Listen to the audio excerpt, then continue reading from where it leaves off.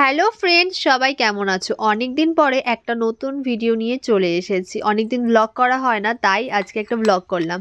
আজকে গেছিলাম আমার মামার মেয়ে মানে আমার দিদির বিয়েতে। যেতে যেতে দেখি সবাই জলশাস্ত্রে যাওয়ার জন্য রেডি হয়ে গেছে। আর এখানে দেখো ব্যান্ড পার্টি নিয়ে সবাই বেরিয়েও পড়েছে জলশাস্ত্রে যাওয়ার জন্য। তো আমিও সবার সাথে বেরিয়ে গেলাম আর গিয়ে নাচ শুরু করে দিয়েছি। আমি যাব আর নাচ করবো না, এটা কখনো হয় নাকি? তাই দেখো নাচ করতে করতে ক্লান্ত হয়ে পড়েছি, প্রচুর ডান্স করেছি, তার জন্য খুব ক্লান্ত হয়ে গেছি। চোখ মুখের অবস্থা দেখেই বুঝতে পারছো।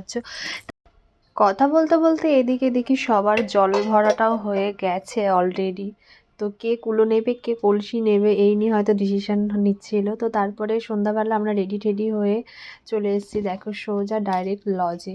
তো লজে এসে আমি একটু পোজ দিয়ে নিলাম, প্রথমে নিজেকে দেখিয়ে নিলাম সবাইকে। আর ভেতরে ঢুকেই দেখি কোণে কিভাবে পান নিয়ে মুখ ঢাকবি সেটা সে বুঝতে পারছে না, আমাকে জিজ্ঞাসা করছে তুই বল তো কীভাবে করবি। ফাইনালি তারপরে দেখো বিয়েটা হয়েই গেল, 10 বছরের ভালোবাসা একদম পূর্ণতা পেয়ে গেল। তারপরে আমরা এখানে একটু ডান্স করে নিলাম। এখানে কী গানে ডান্স করছিলাম বলো তো? আই চিকনি চামেলি চুপকে আকেলি পৌয়া যারাকে আই। আমি তো জানি না গানটা ভালো করে, তো আমি ভুলভালই গান করে দিলাম তোমাদেরকে। আর দেখো ডান্স, দেখো একদম ডান্স দেখেই বুঝতে পারছো যে সবাই একদম পুরো ফুল মুডে ডান্স করছিল। তো প্রত্যেকটা মানুষ খুব আমরা সবাই মিলে মজা করেছি, মানে কি বলবো আর।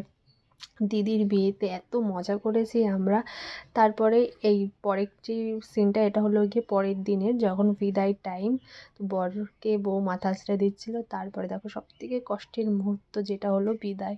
তো কি বলবো, ভাই বোনের ইমোশন হয়ে যাচ্ছে আমিও এখনই দেখে, ভিডিওটা এত কষ্ট লাগছিল। তো বন্ধুরা, ভিডিওটা কেমন লেগেছে তোমরা অবশ্যই জানিও।